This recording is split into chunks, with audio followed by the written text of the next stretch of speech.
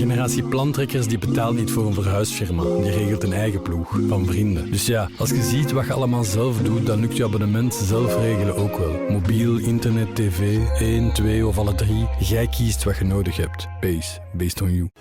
De Citroën Saloncondities zijn er. Ontdek de Citroën C3, onmiddellijk beschikbaar vanaf €14.990. Meer ruimte nodig? Kies dan voor de compacte SUV C3 Aircross vanaf €16.990. Profiteer ook in februari van onze saloncondities in het hele Citroën-netwerk. Citroën. Info en voorwaarden op citroen.be. In Beringen in Limburg is vannacht een gangster doodgeschoten door een politieman. Hij werd gedood tijdens een overval. Die heeft die deur opengetrokken en die heeft zijn pistool leeggeschoten. Schieten. Ik dacht, ben ik nu aan het dromen of wat? Voor hetzelfde geld was een van ons tweeën dood geweest. Een gewapende overval en een gijzeling en een dode. Dat is al zwaar, hè? Hij ligt al 23 jaar anoniem begraven. Er is ergens een vader of een moeder die naar zonnezoeker zijn. Het is niet omdat wij van de federale politie zijn, dat ik zomaar op een kerkhof een put mag gaan maken. Gaan ze dat lichaam dan terug opgraven? Ik weet niet hoe ver ze gaan. Wij gaan op zoek naar zijn naam. Het was iets met een Y, een naam met een Y. Ja, binnen. Ze spreekt met Thomas Jansen. Er klopt iets niet, we moeten nog dieper graven. Ze waren met 3 daders. Die andere 2, die weten perfect wie dat die een derde was. Hè. Alleszins is er ergens een fout gebeurd. Hè. Daar moeten we niet over discussiëren. Ik ben Thomas Jansen en ik vraag me af... Wie is gangster I?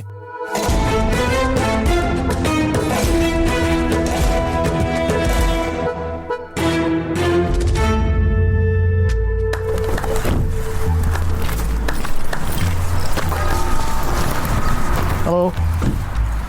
Hey, ik ben Thomas. Hi, ik heb elkaar aan de lijn gehad. Ik ben Jessie. Hey, Hi. Jessie. Ja, ik ben dus heel benieuwd waar het graf is. Oké. Prima. Ja, we zijn hier op de begraafplaats in Beringen-Mijn.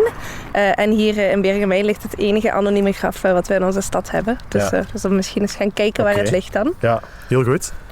En dat ligt er al sinds 2002, denk ik. Ik moet nu de exacte datum nagaan, maar het is inderdaad al een hele tijd geleden. Want het is gelinkt aan een overval in die periode.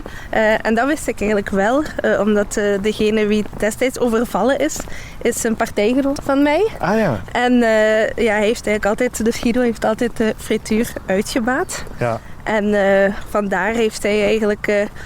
mij vaak het verhaal verteld over de overval en dat er toen eigenlijk iemand bij overleden is. En dat men niet wist wie dat die persoon was en dat die in Beringen begraven was. Ja. Maar dat enige anonieme graf was in Beringen, dat wist ik eigenlijk tot op heden ook nog niet. Pas naar aanleiding van uw vraag eigenlijk. Ja. En naar aanleiding van uw vraag zijn we er nu ook aan het over nadenken van hoe moeten we dat dan ook vormgeven en laten zien aan de mensen dat er wel iemand begraven ligt. Want, je zult zelfs zien dat het ook niet zichtbaar is dat er iemand begraven is. Ja, er is niks. Nee.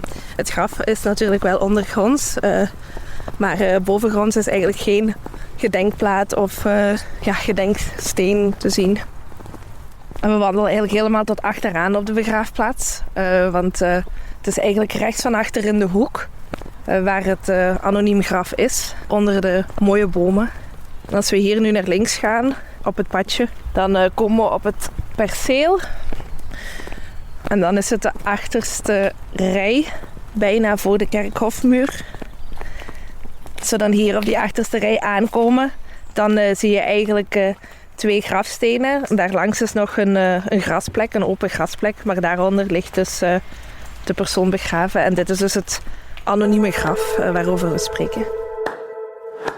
Mijn naam is Thomas Jansen. Ik ben journalist bij Het Belang van Limburg. Zoals je hoort, sta ik met schepen van burgerzaken Jessie de Weijer op het kerkhof van Beringen-Mijn.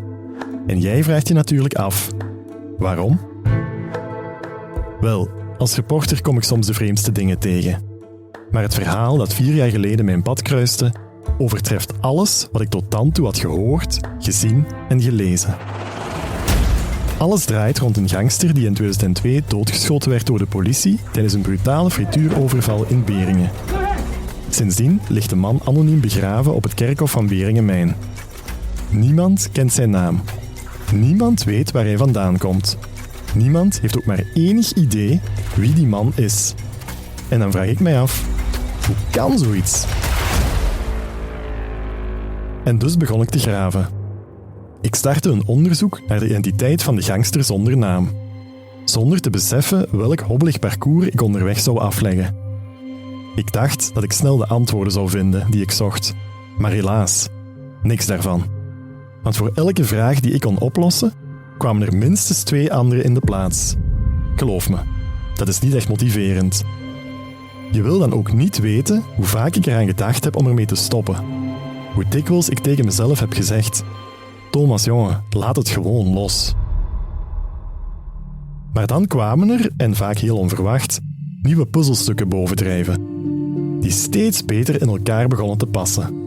En die langzaam maar zeker de mist in dit vreemde verhaal deden opklaren. Ongeveer een half jaar geleden kwam ik op het spoor van de laatste puzzelstukjes die nodig zijn om mijn zoektocht eindelijk te kunnen afronden. Ik ben nog niet 100% zeker of dat ook zal lukken. Maar wat ik wel weet, is dat jij op de eerste rij zal zitten. Want ik bewaarde al mijn notities, mails, telefoongesprekken, verslagen, interviews en alle andere documenten die mijn onderzoek de voorbije 4 jaar vorm hebben gegeven. Met die informatie ging podcastmaker en collega-journalist Geert op Teinde aan de slag. En samen bundelden wij het hele onderzoek in deze 7-delige reeks, getiteld Gangster Ei.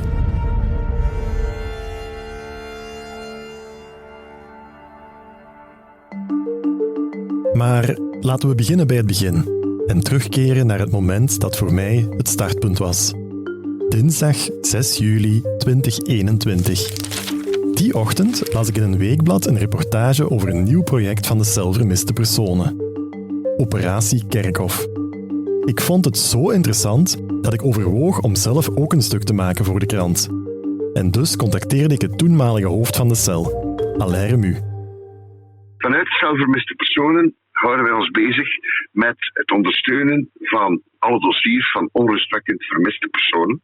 Sommige zijn heel recent. Er wordt iets gevonden. We kijken of dat overeenkomt met de beschrijving die wij bij ons hebben van mensen die nog vermist staan. In bepaalde gevallen gaat het over oudere dossiers. Nu kwamen wij er ook op uit dat er dus van de voorbije jaren, en nu ga ik over 30 jaar spreken, want wij bestaan dit jaar 30 jaar, dat er in ons land heel wat mensen op bepaalde momenten begraven zijn, nadat ze ergens werden gevonden, nadat daar heel wat opsporingsinspanningen voor geleverd werden om te proberen die mensen een naam te geven, dat niet lukte. En dan werden die lichamen na verloop van tijd begraven op het grondgebied van de gemeente van de vondst op de lokale begraafplaats. Zo kwamen wij erop uit dat er eigenlijk in België heel wat van die plekken zijn waar mensen begraven liggen, niet met een naam, maar met een nummer. En toen maakten we ons de bedenking, misschien liggen daar mensen tussen die op onze lijst staan van vermisten. Nu, het is niet omdat wij van de federale politie zijn, dat ik zomaar bij wijze van spreken een spade mag nemen en op een kerkhof, ik weet niet waar, een put mag gaan maken. Zo werkt dat niet. Dus wij wouden dat toch wel eens testen. En daar is het idee ontstaan van Operatie Kerkhof. Operatie Kerkhof? Ik vond dat best wel een slim concept. Want inderdaad, als de cel vermiste personen een onbekend lichaam kan matchen met een persoon die geregistreerd staat als vermist, dan kan dat dossier worden afgesloten. Het sleutelwoord is DNA. Dankzij de vooruitgang van DNA-analyse zijn er tegenwoordig immers veel meer mogelijkheden om iemand te identificeren.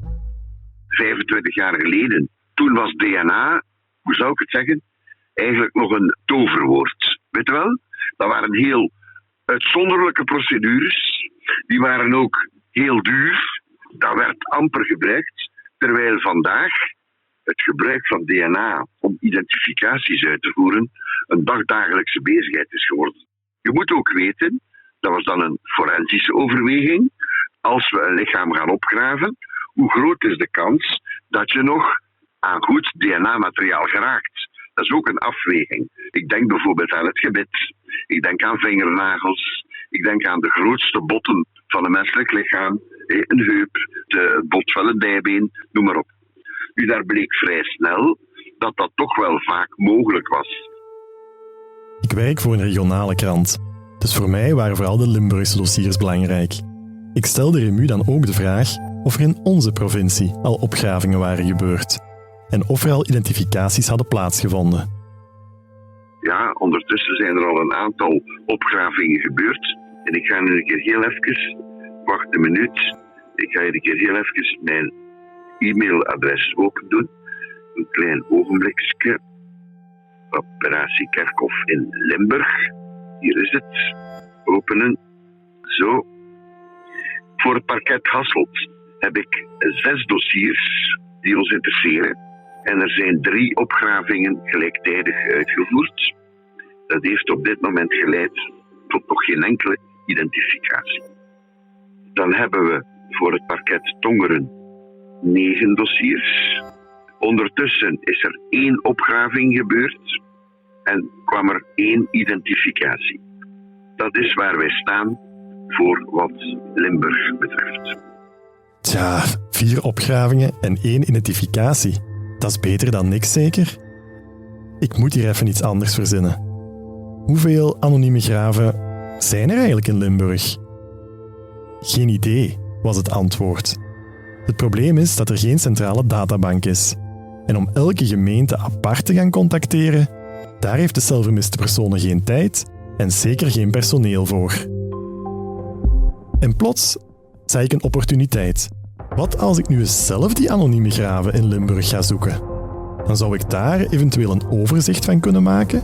En tegelijkertijd zou Alain Remu met die nieuwe John Doe's misschien weer enkele verdwijningszaken kunnen oplossen. Dat is een win-win.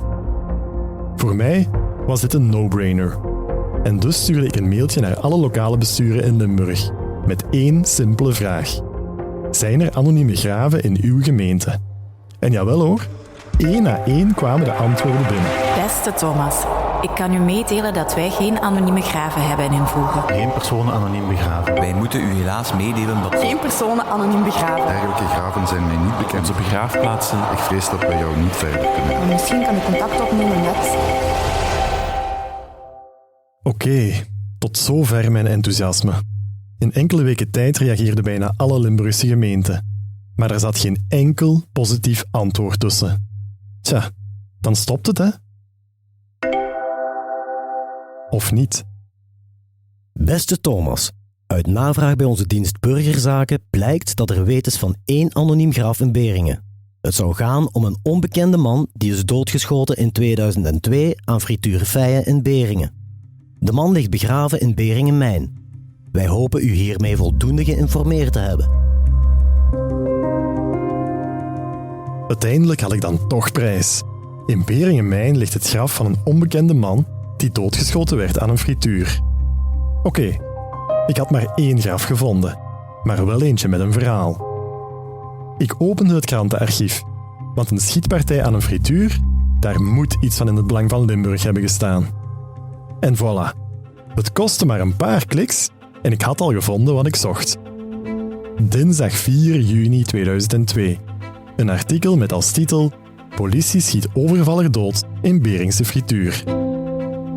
Goed, ik stuurde het mailtje van Beringen en het artikel over de frituuroverval naar Alain Remu. De zelfvermiste personen voegden het graf in Beringen toe aan hun to-do-lijst. En daarna gebeurde er niks meer. Het is te zeggen, ik maakte wel een paar artikels over Operatie Kerkhof, maar meer informatie over het dossier in Beringen kwam er niet. Hallo, commissaris Remu? Momenteel ligt Operatie Kerkhof een klein beetje stil. Noodgedwongen. Wij willen daar zeker mee verder gaan, maar je hebt niet altijd alles in de hand. En ik ga dat eerlijk zeggen, op dit moment hebben we niet voldoende capaciteit om dat volop te laten draaien. Wij zijn nu eerder bezig met reactief werk, wanneer een lichaam ergens gevonden wordt, korte termijn dossiers te proberen oplossen. En voor het moment is Operatie Kerkhof een heel klein beetje op het achterplan. Het is zeker de bedoeling van er verder mee te gaan, want het is te belangrijk. Vooral die laatste zin bleef nazinderen. Ik vond het ook belangrijk om verder te gaan en te weten te komen wie die dode overvaller was. Die zaak triggerde mij enorm. En vraag me niet waarom, maar ik voelde gewoon dat ik iets op het spoor was. En dus dacht ik, misschien moet ik zelf wat dieper graven. Kan geen kwaad. Toch? Dat moment, dat was de echte start van mijn onderzoek. Dag Guido. Goedemiddag. Goedemiddag. Ik ben Thomas. Kom binnen. Hey, dit is een goede wegen. Ja, jongens. Nou, nee. Merci dat ik mocht langskomen. Hallo. Dankjewel. Ben je uitgezet? Ja, inderdaad. Ik ben Guido Feije. Ik ben geboren in Koersel. En ik ben dan gehuwd en ik ben naar Beringen komen wonen. Ik ben Albertien van Heijst. Ik ben gehuwd bij Feije Guido en we hebben samen rond de 30 jaar frituur gehad in Beringen op de Koolmijnlaan. Frituur de Ring. Daarvoor hadden we café, een bruin café, maar Guido ging nog werken en dan heeft hij een beetje ruzie gehad met zijn baas en die zegt hij, ik ga stoppen, ik ga frituur beginnen en dan hebben we gekozen voor frituur. En wanneer zijn jullie met de frituur begonnen? Op 31 maart in 1981 ben we begonnen en dat hebben we meer dan 30 jaar gedaan. Officieel was het frituur de Ring, maar ze noemden mij altijd Feije. Er zijn heel veel die niet weten dat ik Guido heet. Maar het was alleen bij Feije. En dat was de bekende naam. En dat is nu nog altijd. Als ze vragen waar is Feije, dan weten ze dat. Maar waar is Guido? Die kennen ze niet. En die frituur, hoe moet ik me die voorstellen? Was dat een begrip in Beringen? Wie kwam daar? Alle man. Dat was in het weekend, was dat van vrijdag begonnen wij om 11 uur, of nog vroeger. En dan was het tot zaterdagsmorgens, 4, 5, 6 uur. Maar zaterdag op zondag was het soms tot 7 uur. Dat we de mensen met de fiets naar de kerk zagen rijden. Ik ben op bezoek bij Guido Feije en Albertien van Heijst in hun knusse rijhuisje in Beringen. De koffie staat op tafel, maar ik ben hier natuurlijk niet voor een gezellige babbel. Guido en Albertien waren immers de uitbaters van Frituur de Ring, waar in de nacht van zondag 2 op maandag 3 juni 3 gemaskerde mannen binnenvielen. In Beringen in Limburg is vannacht een gangster doodgeschoten door een politieman. De schietpartij had plaats in een frituur. 3 gewapende mannen pleegden daar rond 1:30 een overval. 2 politieagenten kwamen ter plaatse en stonden oog in oog met de daders. Annemie Snoeks, woordvoerster van het parket in Hasselt. Tussen de daders en de interventieploeg ontstaat er dan een schietincident waarbij een van de verdachten gedood wordt. De 2 andere verdachten, waarvan er ook 1 gekwetst is, die vluchten te voet weg langs de achterzijde van het gebouw. Hierbij wordt de uitbater nog gegijzeld, maar die wordt na enkele tientallen meters vrijgelaten. En in de loop van de ochtend is er in de omgeving van de feiten een tweede persoon aangetroffen. Die tweede persoon was gekwetst en werd overgebracht naar het ziekenhuis. Er was ook nog een derde dader, die is nog altijd voortvluchtig? De derde verdachte is nog altijd voortvluchtig. En het is onduidelijk hoe die schietpartij ontstaan is, wie het eerst geschoten heeft? Volgens de eerste vaststellingen blijkt dat de agent die geschoten heeft dat gedaan heeft in staat van wettige zelfverdediging. Er is dus geen strafonderzoek specifiek gestart naar de politieagent in kwestie. Woordvoerster van het parket in Hasselt. De omvang van de buit is nog onbekend. In de buurt van de frituur is een wagen met een Franse nummerplaat teruggevonden. Die was vermoedelijk van de daders. Aan deze zaak rammelt zowat alles wat eraan zou kunnen rammelen. Een gewapende overval door 3 gangsters op een frituur waar anders nooit problemen zijn. En dan vallen er ook nog eens een zwaar gewonde en een dode tijdens een vuurgevecht met de politie. En dat allemaal hier, in Beringen? Nee, hier klopt iets niet. Waarom werd er zoveel geweld gebruikt? En waarom was Frituur de Ring het doelwit? En vooral, wie is die dode gangster? Ik heb zoveel vragen, maar voorlopig geen antwoorden. Ik bedoel, ik weet natuurlijk wel al wat, want ik heb uiteraard de krantenartikels van destijds doorgenomen. Maar die geven alleen de steriele feiten weer. Dit is anders. Nu zit ik aan tafel met de 2 mensen die die dramatische nacht zelf hebben beleefd. Guido en Albertien hebben de doodgeschoten overvaller en zijn kompanen letterlijk in de ogen gekeken.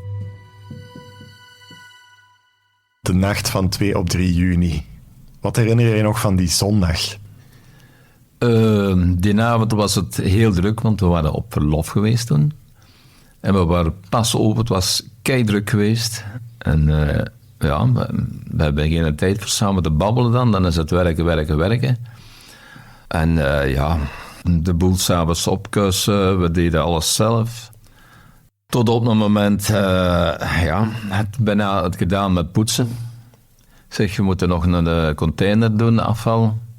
En ik was aan het borstelen en ik zeg tegen hem, het licht springt aan. Zou hier iemand zijn? Ja, dat zal wel een poes zijn. En hij was dan de afval aan het doen. Ik zeg, oké, goed, ja. Doe de deur open achter en mee dat ik de deur open doe, dan lag ik op de grond.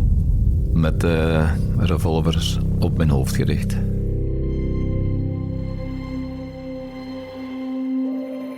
Ik heb al revolvers gezien, maar dat was een revolver.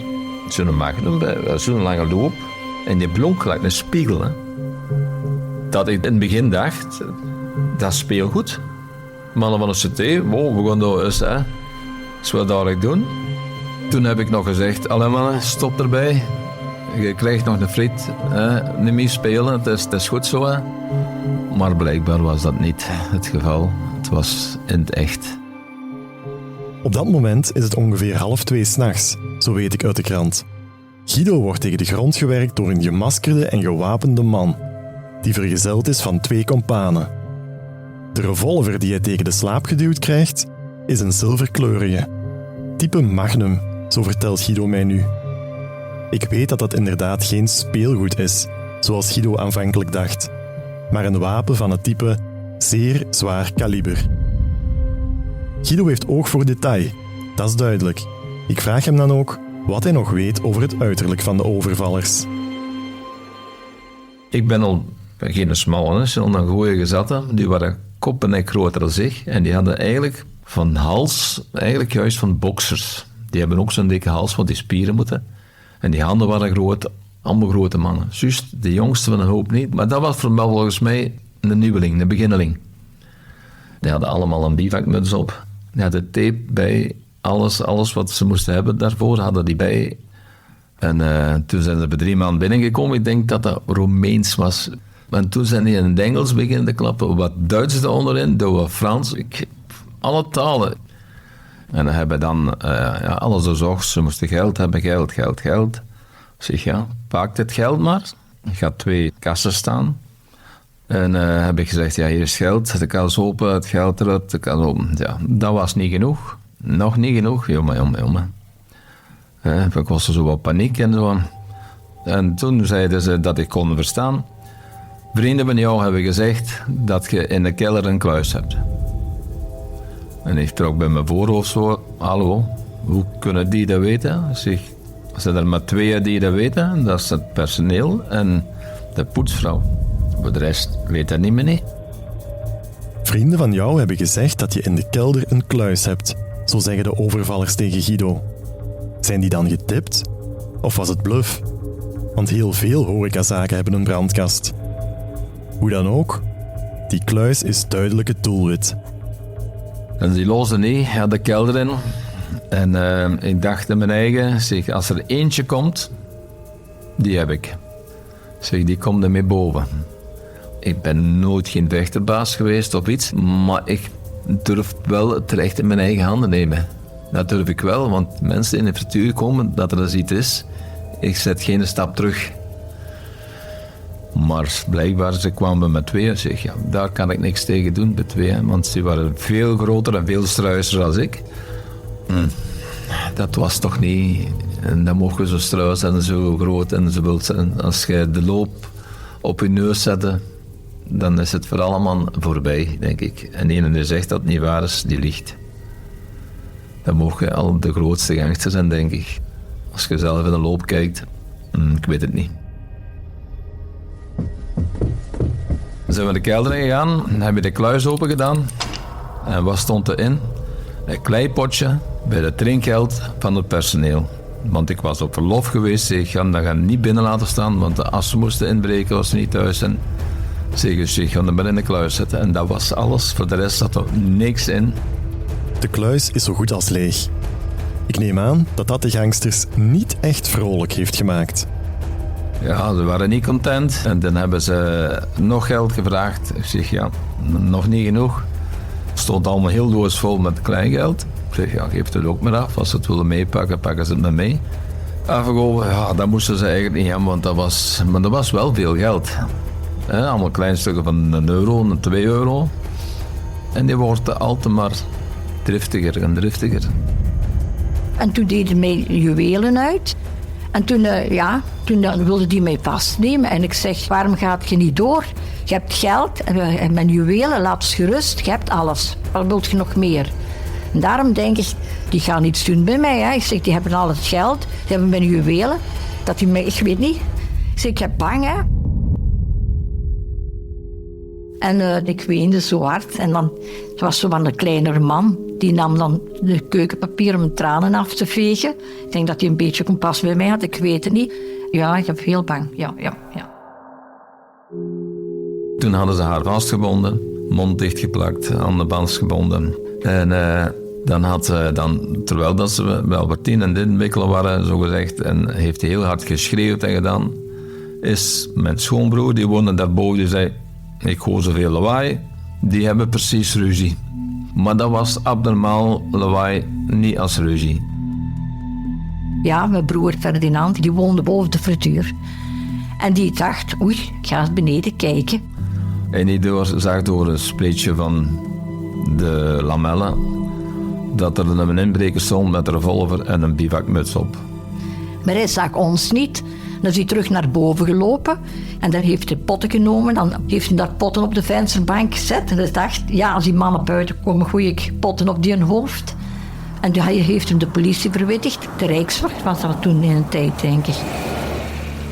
Ik weet uit de krant dat een eerste politieploeg snel ter plaatse is. Ik weet ook dat het daarna compleet uit de hand zal lopen. Maar nu ga ik dat horen van de slachtoffers zelf. En dat is toch nog wat anders dan gewoon wat tekst op papier. En de politie was onmiddellijk in de buurt. Die waren dan onmiddellijk daar en die hebben heel slim gespeeld. Geen blauwe licht, geen sirene, niks opgezet. De politieauto aan de kant gezet en die zijn te voet gekomen. En die gaan kijken aan de deur. Maar de meet dat die gaan kijken, is een van de gangsters tot aan de voordeur gegaan, maar dan ging de deur plots open. En wat zag die staan? Dat was de Rijkswacht. Maar dan ondertussen lag ik ook op de grond, vastgekneveld. Hoorde ik zeggen, gooi je pistool weg in het Nederlands, in het Frans en in het Engels. En heeft hij geschoten. Schieten. Ik dacht, ben ik nu aan het dromen of wat? Door de muur, door de venster, alles. Die politieagent heeft duizendste geluk gehad. Die heeft onmiddellijk naar buiten gesprongen. En ik heb tussen de twee deuren een vals stuk staan. En daar is die gaan achter staan. Zeg maar voor hetzelfde geld. Schieten ze daardoor, dan is hem dood. En die heeft die deur opengetrokken en die heeft zijn pistool leeggeschoten.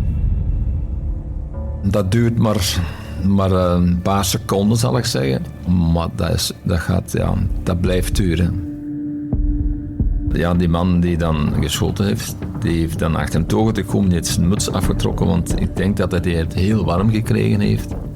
En daarmee hebben ze zijn gezicht gezien en ja, dat was een rosse.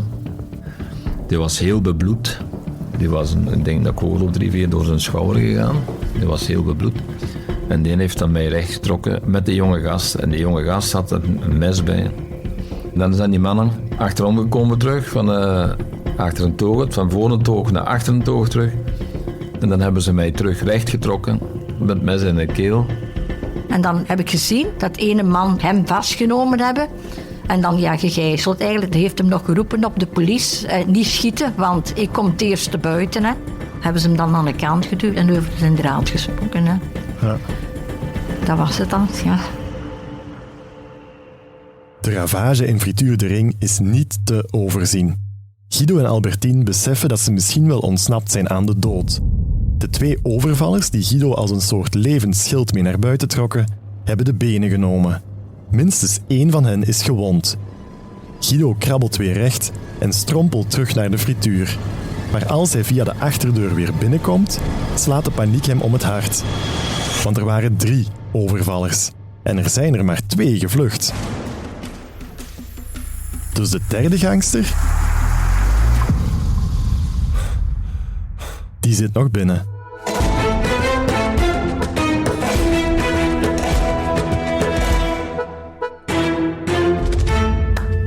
Wil je de hele reeks beluisteren? Dat kan alleen via Luister, in de HBVL-app of via hbvl.be/luister.